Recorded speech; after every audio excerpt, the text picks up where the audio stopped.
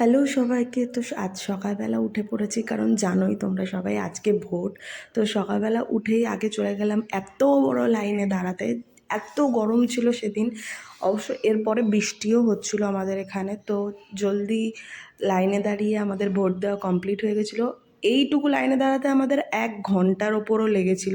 তো বাড়ি এসে দিয়েছিল আমাদের আম পোড়ার শরবত, আর ভোট দিতে গেছিলাম আমি আর আমার বাবা। মা পড়ে গেছিলো। তো এখানে আমার মা আমাদের জন্য স্পেশাল আজকে ব্রেকফাস্ট বানিয়েছিল, পরোটা এবং আলুর দম।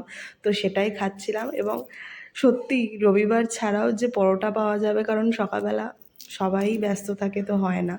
তো সেটা খেয়ে এখন এই যে আমাদের বাড়িতে এসে, একে তো সবাই চেনেন। আগে একটু ছোট ছিল, এখন দেখো কত বড় হয়ে। বাড়ি এসেও ওনাকে এখন কোলেই বসতে হবে, এতটা বড় বিড়াল হয়ে যাওয়ার পরও দেখো আদর খাওয়া একটুখানিও যদি কমায়, মানে আদর খাওয়ার পোকা। অবশ্যই একে তো আদর না করলে হয় না। এবং আজকের ব্লগটা আমি এইটুকুটাই রাখলাম, কারণ এর থেকে বেশি টানতে ইচ্ছা করে না। আর এর থেকে এই ছোট ছোট ব্লগগুলোই আমার ভালো লাগে। তো সাপোর্ট করো অবশ্যই। টাটা।